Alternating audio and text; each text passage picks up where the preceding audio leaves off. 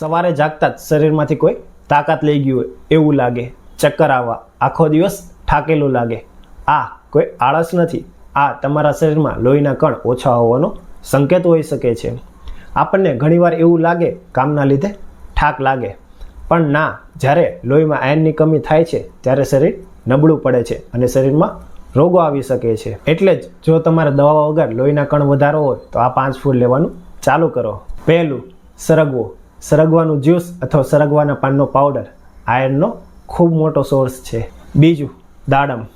રોજ એક દાડમ ખાવાનું ચાલુ કરો, જે તમારું લોહી તો વધારશે જ, પણ તેમાં રહેલા એન્ટીઓક્સિડન્ટ તમારી સ્કિનને ગ્લો આપશે. ત્રીજું, કાળી ખજૂરને રાતે પલાળીને રોજ સવારે ખાલી પેટે ખાઓ, તે તમને ઇન્સ્ટન્ટ એનર્જી આપશે. ચોથું, બાફેલા મગચણા. રાતે પલાળેલા મગચણાને સવારે બાફીને ખાવાથી તમારું લોહી તો સુધારશે જ, પણ તેમાં રહેલું પ્રોટીન તમારી મસલને મજબૂત કરશે અને તમારો થાક ઉતારશે. પાંચમું, સિઝનમાં મળતા લીલા શાકભાજી, કોથમરી, ફુદીનો, પાલક. આને ડાયટમાં વધુ લો. જો તમે આ 5 વસ્તુ નિયમિત લેશો તો એક જ મહિનામાં તમારા લોહીના ટકા 1 થી 2% જેટલા વધી જશે. આવા જ બીજા ફૂડના લિસ્ટ જોતું હોય તો કોમેન્ટ કરો HB.